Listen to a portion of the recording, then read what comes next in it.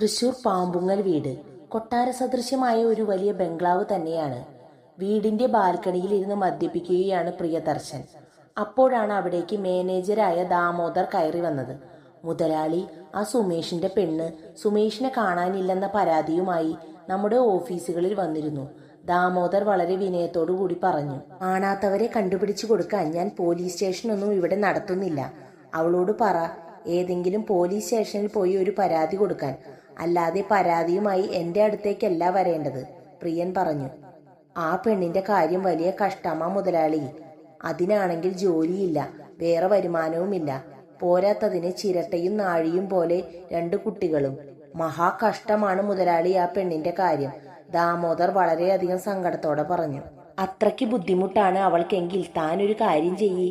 നമ്മുടെ ഏതെങ്കിലും സ്ഥാപനത്തിൽ അവൾക്കൊരു ജോലി കൊടുക്ക്. പഠിപ്പുള്ള പെണ്ണാണെങ്കിൽ അക്കൗണ്ട് സെക്ഷനിലോ അല്ലെങ്കിൽ സെയിൽസിലോ നിർത്ത്. വെറുതെ ആ കുട്ടികളെ പട്ടിണിക്കിടണ്ട. ഗ്ലാസ്സിലേക്ക് പകർന്ന മദ്യം വായിലേക്ക് കമഴ്ത്തിക്കൊണ്ട് പ്രിയദർശൻ പറഞ്ഞു. ഇദ്ദേഹത്തെ എനിക്ക് മനസ്സിലാകുന്നില്ലല്ലോ. സുമേഷിനെ കൊന്നതും മുതലാളിയാണ്. ഇപ്പോൾ അയാളുടെ ഭാര്യയെയും മക്കളെയും സംരക്ഷിക്കാൻ പറഞ്ഞതും മുതലാളി തന്നെ എന്നൊക്കെ ചിന്തിച്ച് ദാമോദർ പ്രിയദർശന്റെ മുഖത്തേക്ക് നോക്കി നിന്നു. എടോ, താൻ എന്താടോ ഇങ്ങനെ നോക്കണേ? തന്റെ ചോദ്യത്തിനുള്ള ഉത്തരം കിട്ടിയില്ലേ? എന്നാൽ തനിക്ക് പോകാം, പ്രിയൻ പറഞ്ഞു. പ്രിയന്റെ പെട്ടെന്നുള്ള ചോദ്യം കേട്ടതും ദാമോദർ ഒന്നു ഭയന്നു.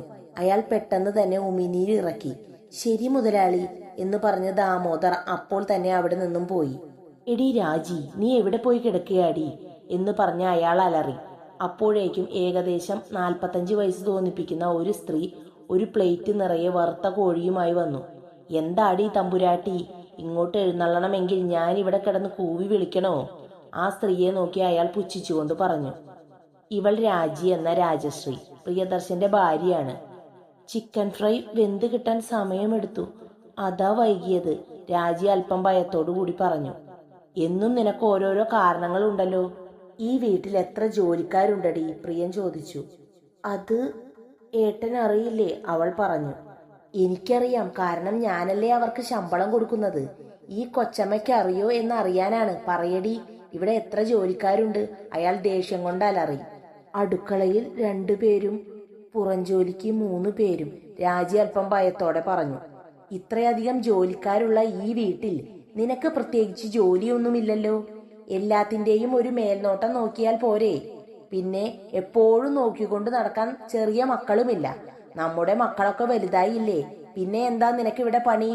വയസ്സായവരെ നോക്കാനാണെങ്കിൽ എൻ്റെ അമ്മയ്ക്ക് നിന്നേക്കാൾ ആരോഗ്യമുണ്ട്. ആ ജോലിയും നിനക്കില്ല. അങ്ങനെ ഒരു ജോലിയും ഇല്ലാതെ വെറുതെ അണിഞ്ഞൊരുങ്ങി തിന്നും കുടിച്ച് ജീവിക്കുകയാണ് നീ ഇവിടെ. ആ നിനക്ക് എൻ്റെ കാര്യത്തിൽ അല്പം ശ്രദ്ധ കാണിച്ചുകൂടെ? ഞാൻ പറയുമ്പോൾ ഭക്ഷണം എൻ്റെ മുൻപിലെത്തണം, മനസ്സിലായോടി? പ്രിയദർശൻ പറഞ്ഞു. ഇതിനൊന്നും ഒരു മറുപടിയും പറയാതെ തല കുമ്പിട്ട് നിൽക്കുകയാണ് രാജി. എന്തു പറഞ്ഞാലും തലയങ്ങ് കുനിച്ചു നിൽക്കും. എന്റെ മുഖത്തേക്ക് നോക്കടി. അലർച്ചയോടെയുള്ള അയാളുടെ വാക്കുകൾ കേട്ടതും രാജി ഭയത്തോടെ അയാളുടെ മുഖത്തേക്ക് നോക്കി. ആ, ഇങ്ങനെ തന്നെ. ഞാൻ എന്തെങ്കിലും ചോദിക്കുമ്പോൾ എന്റെ മുഖത്തേക്ക് തന്നെ നോക്കണം, അല്ലാതെ തല കുമ്പിട്ട് നിൽക്കുന്നത് കള്ളികളുടെ ലക്ഷണമാണ്. എവിടെയാടി എന്റെ മക്കളൊക്കെ? ഉറങ്ങിയോ? മോളുറങ്ങി, പക്ഷേ സുദർശൻ ഇതുവരെയായിട്ടും വന്നിട്ടില്ല, പേടിയോടെ രാജി മറുപടി പറഞ്ഞു. ഹേ, മണി 12 കഴിഞ്ഞല്ലോ, ഇതുവരെയായിട്ടും അവൻ വന്നില്ലേ? അവന്റെ ഭാര്യ എവിടെ? അവൾ ഉറങ്ങിയോ? പ്രിയൻ ചോദിച്ചു. പാവം, അവളെ കൊണ്ട് എന്തു ചെയ്യാൻ പറ്റും? 1-2 പ്രാവശ്യം ഫോണിൽ വിളിച്ചപ്പോൾ സുദർശൻ ഫോൺ കട്ട് ചെയ്തെന്നാ അവള് പറഞ്ഞത്, രാജി പേടിയോടെ പറഞ്ഞു. ഒരു പെണ്ണും കെട്ടി ഒരു കുടുംബവുമായി, എന്നിട്ടും പച്ചപ്പാതിരാത്രിയായാലും കുടുംബത്തേക്ക് വരാൻ അവന് പറ്റില്ല എന്ന് പറഞ്ഞുകൊണ്ട് ദേഷ്യത്തിൽ ഫോൺ എടുത്ത് സുദർശന്റെ ഫോണിലേക്ക് വിളിച്ചു. ആ വിളി നേരെ ചെന്നത് തൃശൂർ ടൗണിലുള്ള ഒരു ആഡംബര ഹോട്ടലിലെ അത്യാഡംബരമായ ഒരു മുറിയിലേക്കാണ്. ഫോണിന്റെ ശബ്ദം മുറിയിൽ മുഴങ്ങി കേട്ടു. വെളുത്ത പുതപ്പിനുള്ളിൽ നിന്നും ഒരു കൈ നീണ്ടുവന്ന് ആ ഫോൺ എടുത്തു. ഫോണിലെ പേര് കണ്ടതും പുതപ്പ് മാറ്റിക്കൊണ്ട് സുദർശൻ ചാടി എഴുന്നേറ്റു. ഹലോ അച്ഛാ, സുദർശൻ പേടിയോടെ പറഞ്ഞു. നീ ഉറങ്ങിയോടാ മോനെ? ഉറങ്ങി അച്ഛാ. ആരുടെ കൂടെ? അത് പിന്നെ, ഞാൻ എൻ്റെ ഒരു സുഹൃത്തിന്റെ വീട്ടിലാണ്. അവനുമായി സംസാരിച്ചിരുന്ന് ഉറങ്ങിപ്പോയി. അതിനു മറുപടി എന്നോണം പ്രിയനൊന്ന് അമർത്തി മൂളി. ഇന്നു മുഴുവൻ നിന്റെ കൂട്ടുകാരനെ കെട്ടിപ്പിടിച്ച് അവിടെ കിടക്കാനാണോ നിന്റെ ഉദ്ദേശം? പ്രിയം ചോദിച്ചു. ഇല്ല അച്ഛാ, ഞാൻ ഇറങ്ങുകയാണ് എന്ന് പറഞ്ഞ് സുദർശൻ കട്ടിലിൽ നിന്നും ചാടി എഴുന്നേറ്റു. അയാൾ പൂർണ്ണ നഗ്നനായിരുന്നു. ചാടി എഴുന്നേറ്റ സുദർശനെ കണ്ടതും അവനോട് ഒട്ടിക്കിടന്നിരുന്ന പെണ്ണിന് ദേഷ്യം വന്നു.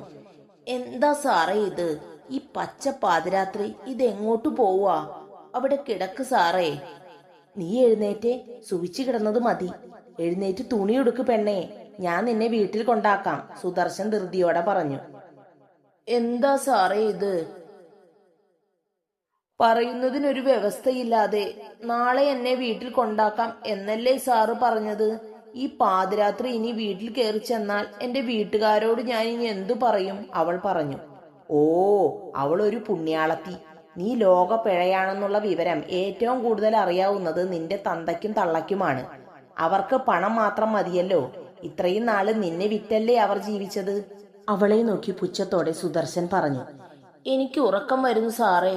സാറിന്റെ പരാക്രമമൊക്കെ കഴിഞ്ഞ് ഇപ്പോൾ നമ്മൾ ഉറങ്ങിയതേലേ ഉള്ളൂ.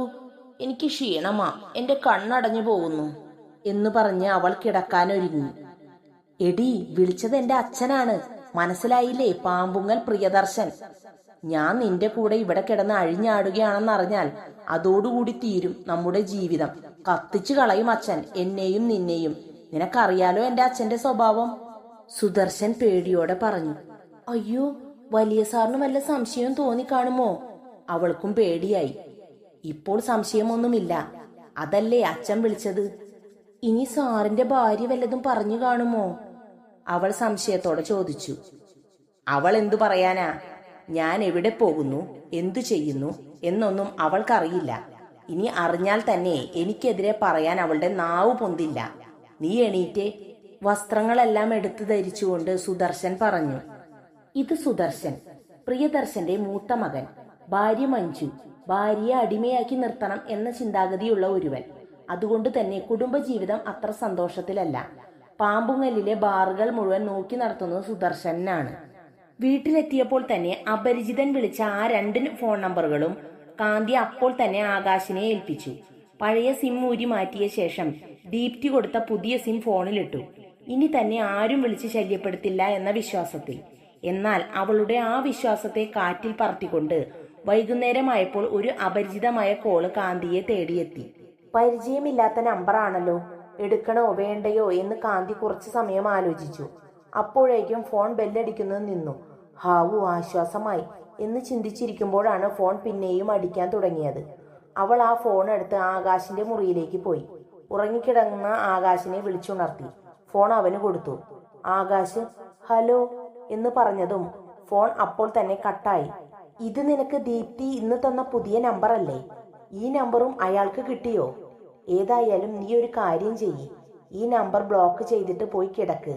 ബാക്കി കാര്യങ്ങളൊക്കെ നാളെ നോക്കാം എന്ന് പറഞ്ഞ് ആകാശ് കിടന്നു. അവൾ അപ്പോൾ തന്നെ ആ നമ്പർ ബ്ലോക്ക് ചെയ്യുകയും ചെയ്തു. പിന്നീട് കുറച്ചു സമയത്തേക്ക് ശല്യമൊന്നും ഉണ്ടായിരുന്നില്ല. കുറച്ചു സമയത്തിന് ശേഷം മറ്റൊരു ഫോണിൽ നിന്നും ഒരു വോയിസ് വാട്സപ്പ് മെസ്സേജ് വന്നു. എന്താണ് എന്റെ രാജകുമാരി ഫോൺ എടുക്കാത്തത്? നീ നിന്റെ നമ്പർ മാറ്റിയല്ലേ? എന്നെ പേടിച്ചാണോ? എന്റെ പുതിയ നമ്പർ നീ ബ്ലോക്ക് ചെയ്തു അല്ലേ? അങ്ങനെ എത്ര നമ്പർ നിനക്ക് ബ്ലോക്ക് ചെയ്യാൻ പറ്റും? എന്റെ പ്രണയത്തിന്റെ തീഷ്ണതയിൽ ഉരുകിത്തീരാനാണ് നിന്റെ വിധി. എന്നെ എതിർക്കാൻ നിൽക്കരുത് കാന്തി. എന്നിലെ ചെകുത്താനെ പുറത്തു കൊണ്ടുവരരുത്. അതായിരുന്നു ആ വോയിസ് മെസ്സേജ്. മെസ്സേജ് കേട്ടതും അവൾ അടിമുടി വിറച്ചുപോയി. അവൾക്ക് അവളുടെ തൊണ്ട വരണ്ടതുപോലെ തോന്നി. അപ്പോൾ തന്നെ അവൾ ജഗ്ഗിലെ വെള്ളം ഗ്ലാസ്സിലേക്ക് പകർന്നുകൊണ്ട് വായിലേക്ക് കമഴ്ത്തി. ധൃതി പിടിച്ച് വെള്ളം കുടിച്ച ശേഷം ശരീരം തളരുന്നത് പോലെ അവൾക്ക് തോന്നി. അവൾ കട്ടിലിരുന്നു. അപ്പോഴും അവളുടെ ഫോൺ ചിലയ്ക്കുന്നുണ്ടായിരുന്നു. പരിചയമില്ലാത്ത നമ്പർ ആയതുകൊണ്ട് അയാളാണെന്നുള്ള കാര്യം അവൾക്ക് മനസ്സിലായി. അവൾ ആ ഫോൺ കട്ട് ചെയ്തു. പിന്നീടും കോളുകൾ വന്നുകൊണ്ടിരുന്നു. കുറച്ചു സമയത്തിന് ശേഷം പിന്നീട് അവളുടെ ഫോണിലേക്ക് മറ്റൊരു വോയിസ് വാട്സപ്പ് മെസ്സേജ് വന്നു. എന്റെ ഫോൺ എടുക്കാൻ നിനക്ക് വയ്യ അല്ലേ? എന്നാൽ നീയും നിന്റെ വീട്ടിലുള്ളവരും ഇന്ന് ഉറങ്ങില്ല എന്നായിരുന്നു ആ മെസ്സേജ്. ആ മെസ്സേജ് കേട്ട് കഴിഞ്ഞപ്പോൾ തന്നെ അവളുടെ വീടിന്റെ മുറ്റത്ത് വലിയ ഒരു ഇടിമുഴക്കം പോലെ ഒരു ശബ്ദം കേട്ടു. വീട്ടിലുള്ളവർ മാത്രമല്ല, ആ പരിസരവാസികൾ മൊത്തം ഞെട്ടി എണീറ്റു. പെട്ടെന്ന് എല്ലാവരും അവരുടെ വീട്ടിൽ നിറഞ്ഞു.